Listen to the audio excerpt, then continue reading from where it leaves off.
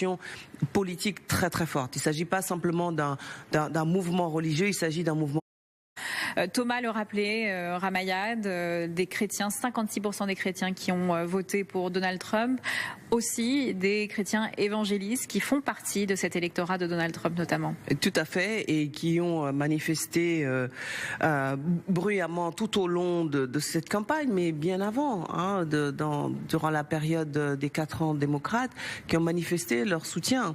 Et ce n'est pas simplement aux États-Unis, c'est les évangélistes, c'est un large réseau mondial, international, qui, moi je l'ai vu à travers mon travail ici à Washington, à Atlantic Council, comment les réseaux évangélistes en Asie, en Afrique, se sont mobilisés pour Donald Trump, y compris financièrement, parce que derrière, il y a beaucoup d'argent. Et c'est une très très longue histoire entre les évangélistes et une grande partie des républicains depuis des années. Leur première victoire avait été Reagan, et ils continuent cette histoire avec Donald Trump, qui, on le voit, savoure chaque instant à travers ce protocole aujourd'hui de son retour à la Maison-Blanche. Mais il y a aussi derrière cette histoire d'évangéliste une dimension politique très très forte. Il ne s'agit pas simplement d'un mouvement religieux, il s'agit d'un mouvement politique qui s'est exprimé jusqu'à la Cour suprême.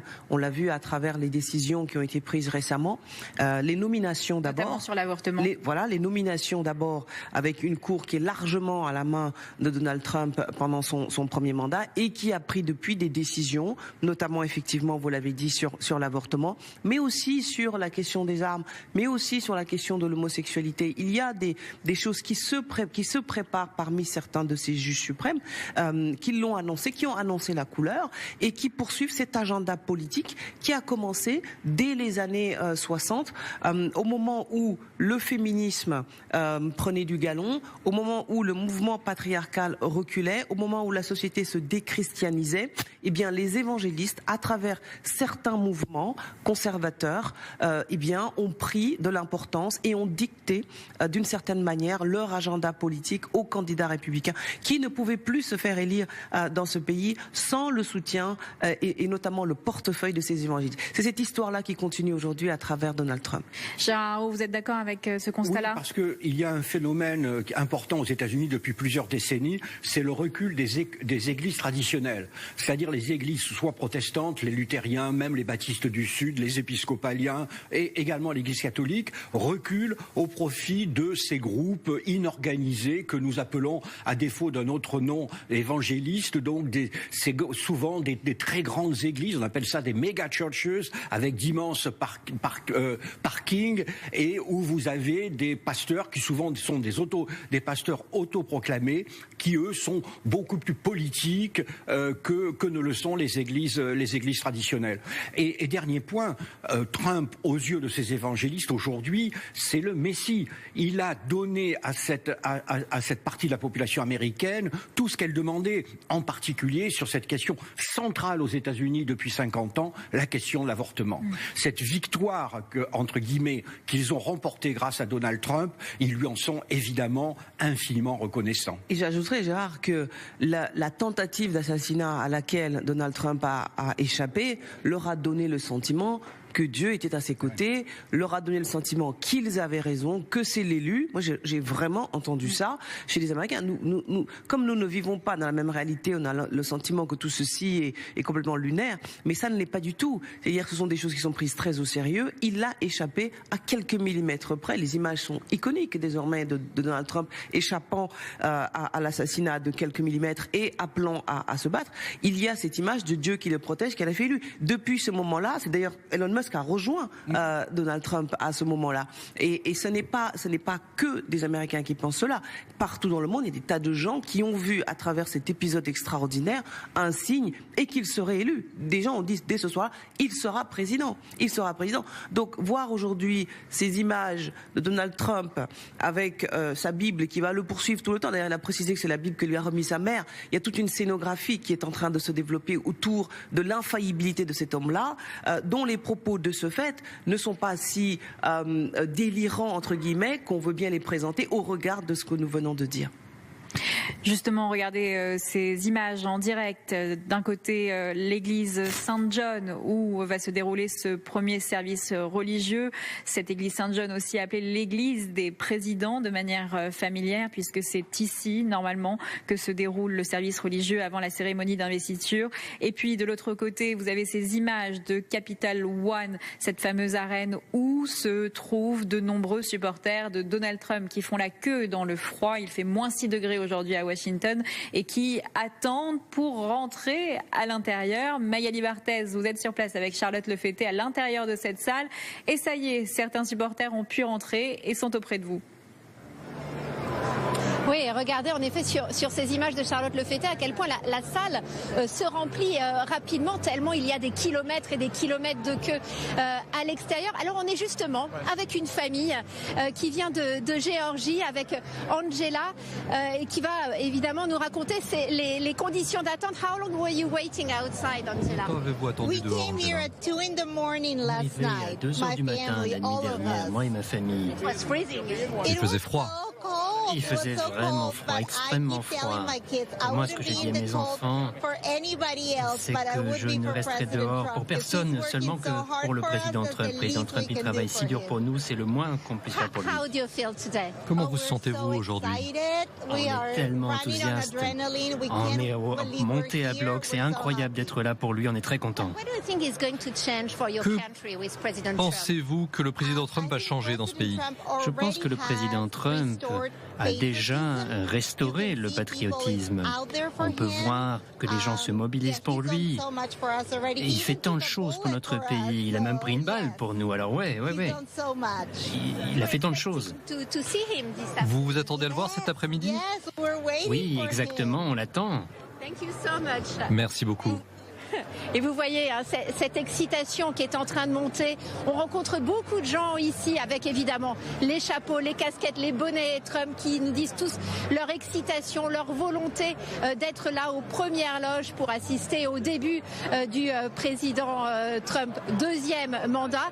Et c'est donc ici, hein, dans cette salle, qu'il va tout à l'heure prendre la parole, enfin s'avancer devant ses partisans après la parade qui se déroulera, donc non pas à l'extérieur, mais sur cette estrade. Et puis sur tous les écrans géants, eh bien ces supporters, il y a 20 000 places ici, vont pouvoir assister à la prestation de serment.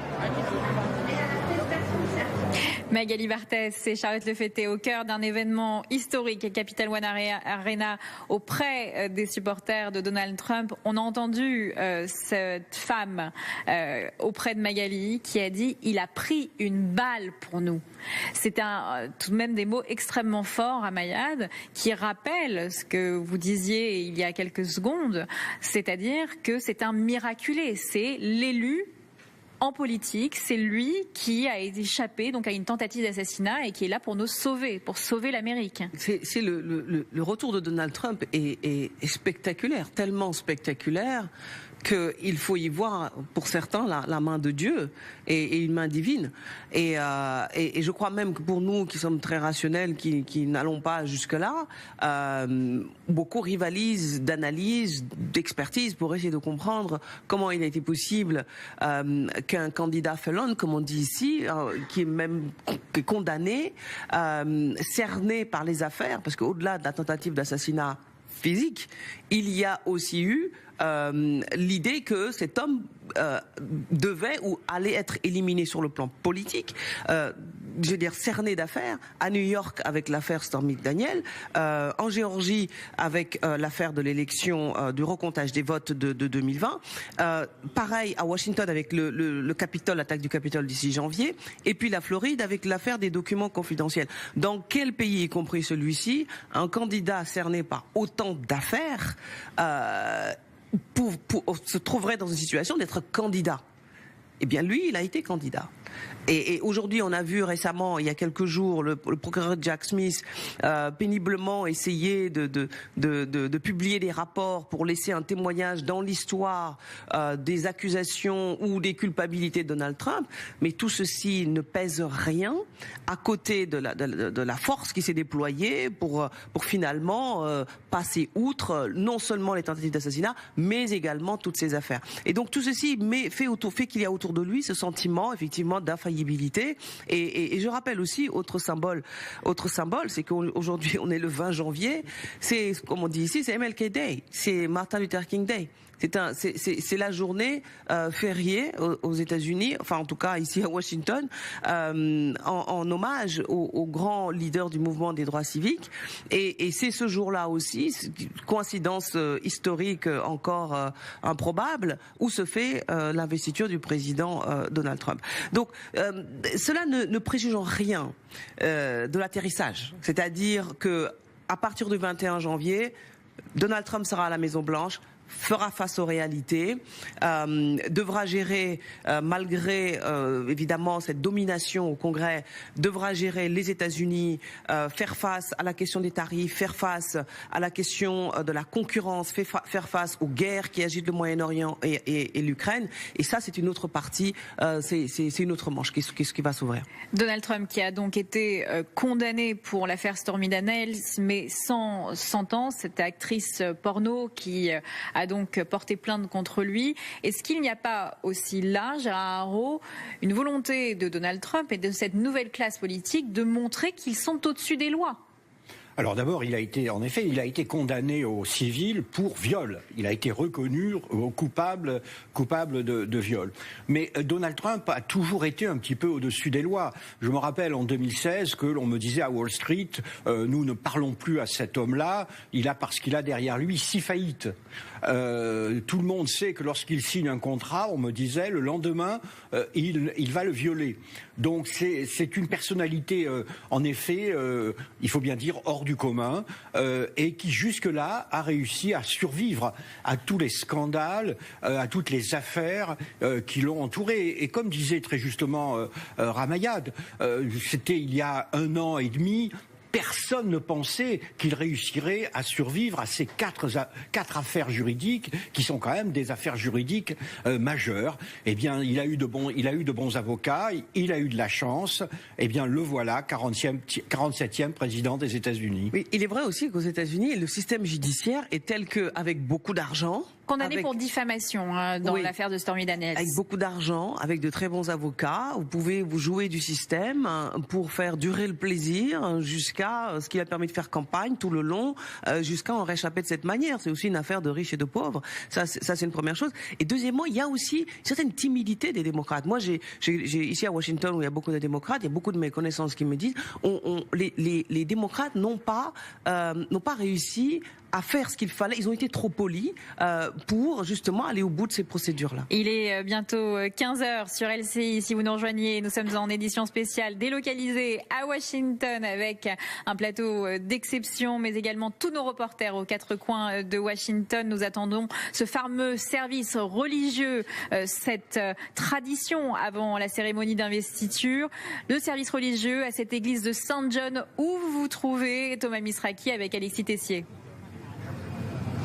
Oui, quelques dizaines de mètres de cette église et quelques centaines de mètres de la Maison-Blanche. Et ici, depuis quelques minutes, arrivent des soutiens de Donald Trump. C'est le cas de ce jeune homme, par exemple. Il s'appelle Connor, il est étudiant, il vient du Connecticut et il a décidé de venir ici pour assister à ces cérémonies d'investiture aujourd'hui à Washington. Malgré le froid, moins 5 degrés actuellement, mais avec le vent, le ressenti est plutôt de l'ordre de moins 10 degrés. Ça, je vous le confirme.